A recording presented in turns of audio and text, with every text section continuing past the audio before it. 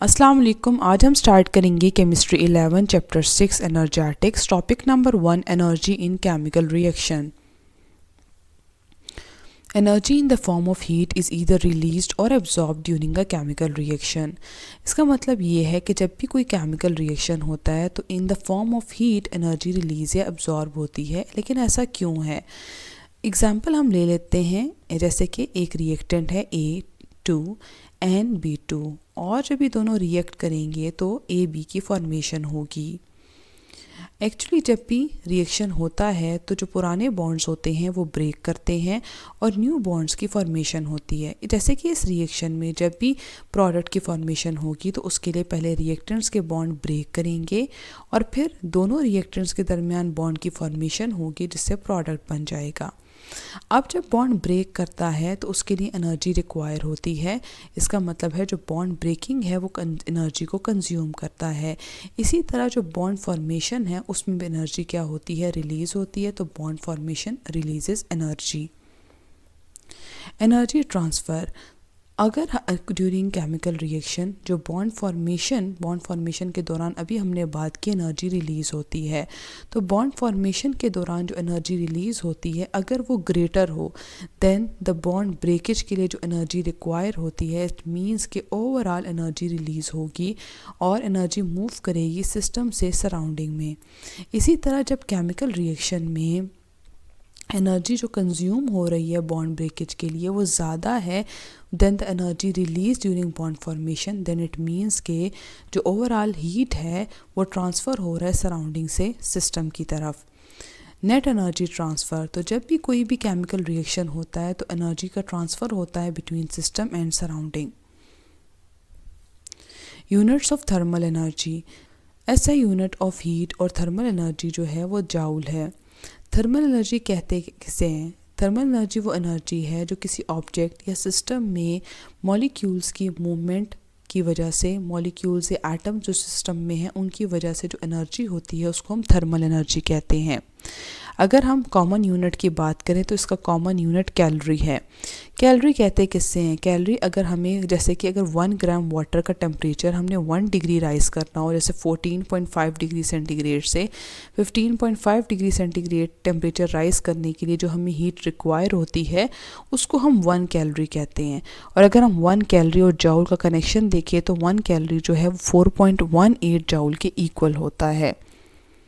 Thermochemical reaction, thermochemistry जो है वो ब्रांच है केमिस्ट्री की जिसमें हम किसी भी रिएक्शन के दौरान जो हीट चेंजेस आती हैं उनको स्टडी करते हैं। उस ब्रांच ऑफ केमिस्ट्री को हम थर्मोकेमिस्ट्री कहते हैं।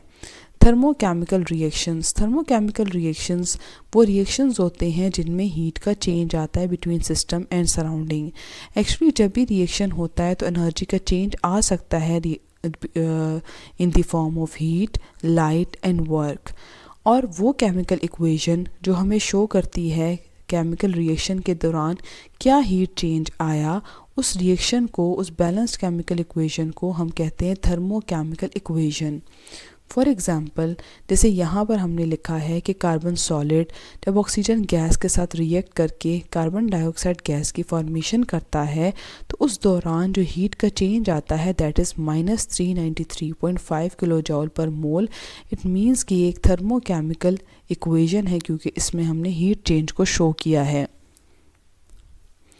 थर्मोकेमिकल रिएक्शंस 2 टाइप्स के हैं। पहला है exothermic and then is endothermic.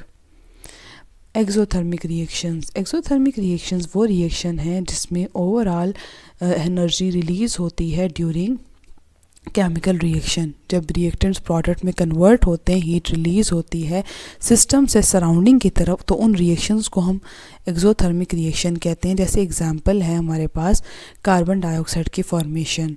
Thermochemical reaction हम लोग हमेशा माइनस साइन के साथ शो करते हैं जो हमें ये बताता है कि एनर्जी रिलीज़ हो रही है। जैसे कार्बन और ऑक्सीजन जब रिएक्ट करके कार्बन डाइऑक्साइड गैस बनाते हैं तो ओवरऑल 393.5 किलो जॉल पर मोल एनर्जी रिलीज़ होती है। नेक्स्ट है एंडोथर्मिक रिएक्शन। एंडोथर्मिक रिएक्शन वो रिएक्शन है जिसमें ओवरऑल हीट एब्जॉर्ब होती है during chemical reaction. It means कि एनर्जी मूव करती है फ्रॉम सराउंडिंग टू सिस्टम।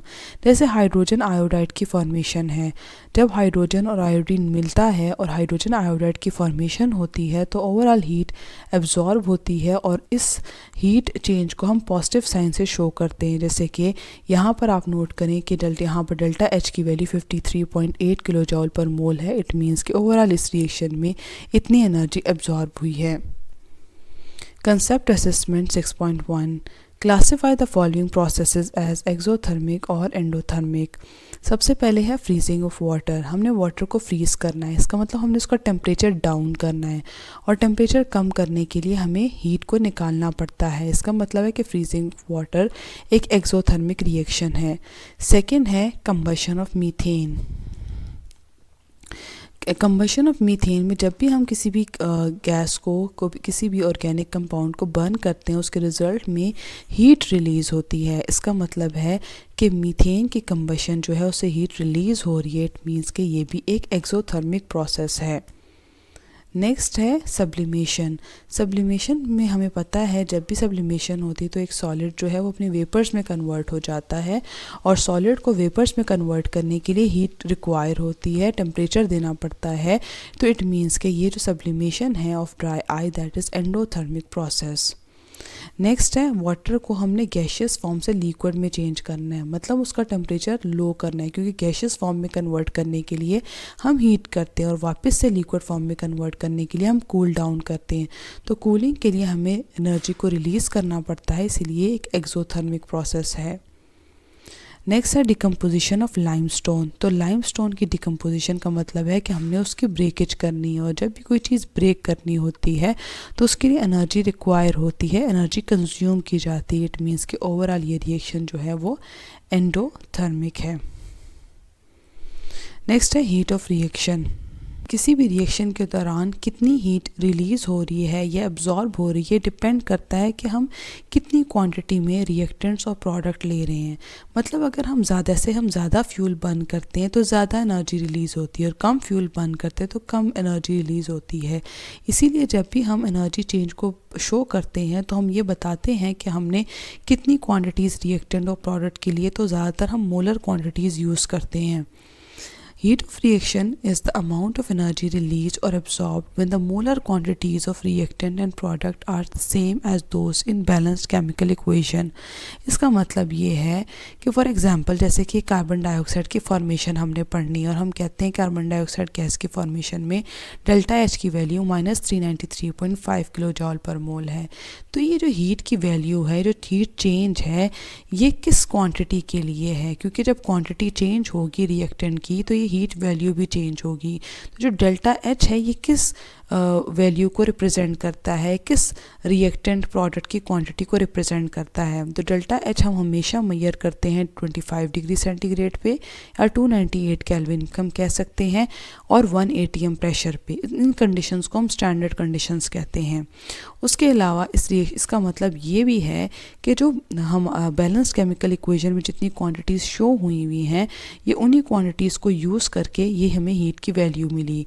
जैसे अगर हम ये रिएक्शन देखिए जिसमें कार्बन और ऑक्सीजन रिएक्ट करके कार्बन डाइऑक्साइड बना रहे हैं, इसका मतलब है कि जब 1 मोल कार्बन यानी कि 12 ग्राम कार्बन को हम रिएक्ट करते हैं 1 मोल ऑक्सीजन यानी कि 32 ग्राम ऑक्सीजन के साथ, तो 1 मोल कार्बन डाइऑक्साइड गैस यानी कि 44 ग्राम कार्बन डाइऑक्साइड गैस की फॉर्मेशन होती है at 25 degree centigrade and 1 atm pressure. उस दौरान जो हीट रिच के चेंज आता है दैट इज़ -393.5 किलो जॉल पर मोल। यानी कि इसका मतलब है इस टेम्परेचर और प्रेशर और इन क्वांटिटीज़ के साथ इतनी एनर्जी हीट रिलीज़ होती है। इसका मतलब अगर हम क्वांटिटीज़ इंक्रीज़ कर दें तो हीट चेंज भी चेंज हो जाएगा। नेक्स्ट है जैसे हाइड्रोजन आयोडाइड की फॉर्मेशन। तो इसका मतलब ये है कि 1 मोल हाइड्रोजन जब 1 मोल आयोडीन के साथ रिएक्ट करता है और 2 मोल हाइड्रोजन आयोडाइड की फॉर्मेशन होती है at 25 degree centigrade and 1 atm pressure, उस वक्त जो है 53.8 किलो जॉल पर मोल एनर्जी एब्जॉर्ब होती है। Exothermic and endothermic reaction. जब भी कोई केमिकल रिएक्शन हम पढ़ते हैं और हम कहते हैं कि ये वाला केमिकल रिएक्शन जो है ये एक्सोथर्मिक है, तो अगर वो एक डायरेक्शन में, जैसे कि हम यहाँ पर देखते हैं कार्बन डाइऑक्साइड गैस, तो कार्बन डाइऑक्साइड गैस जब ब्रेक होके कार्बन और ऑक्सीजन की फॉर्मेशन करती है तो हम यहाँ पर देख रहे हैं कि इतनी एनर्जी एब्जॉर्ब हो रही है। अगर हम रिवर्स में जाएंगे, इट मीन्स कि हम कार्बन और ऑक्सीजन को रिएक्ट करके कार्बन डाइऑक्साइड बनाएंगे, तो ये वैल्यू भी रिवर्स में चली जाएगी। इसका मतलब अगर फॉरवर्ड में एक रिएक्शन जो है वो एंडोथर्मिक है, इसका मतलब अगर हम रिवर्स में जाएंगे तो वो एक्सोथर्मिक हो जाएगा। वैल्यूज़ वही रहेंगी, सिर्फ साइन चेंज हो जाएगा। Relationship between enthalpy change and heat of reaction. ज़्यादातर जितने भी केमिकल रिएक्शंस होते हैं वो कांस्टेंट प्रेशर पे होते हैं, इसीलिए जो कांस्टेंट प्रेशर पे हीट चेंज आता है उसको हम इंथैल्पी चेंज कहते हैं। हीट ऑफ रिएक्शन कहते किसे हैं? हीट ऑफ रिएक्शन एक्चुअली कहते हैं चेंज इन इंथैल्पी को, और वो कैसे हम मेजर करते हैं? जब हम प्रोडक्ट की इंथैल्पी को रिएक्टेंट की इंथैल्पी से माइनस करते हैं। तो ये जो हीट चेंज है जिसको इंथैल्पी चेंज हम कहते हैं, बेसिकली ये heat of product minus heat of reactant है। हीट ऑफ प्रोडक्ट का मतलब है कि इंथैल्पी ऑफ प्रोडक्ट, अगर हम किसी भी रिएक्शन के दौरान जो प्रोडक्ट की हीट है उसमें से रिएक्टेंट की हीट को माइनस कर देते हैं तो हमें तब डेल्टा एच की वैल्यू पता लगती है। जैसे अगर ये पॉजिटिव होती है तो हम कहते हैं रिएक्शन जो है वो एंडोथर्मिक है, और अगर ये नेगेटिव में वैल्यू आती है तो हम कहते हैं ये एक्सोथर्मिक है। So this was all about thermochemical reactions. बाकी चीज़ें इंशाल्लाह हम नेक्स्ट वीडियो में डिस्कस करेंगे। आई होप कि आपको ये समझ में आ गया होगा। Thank you so much. अल्लाह हाफिज़।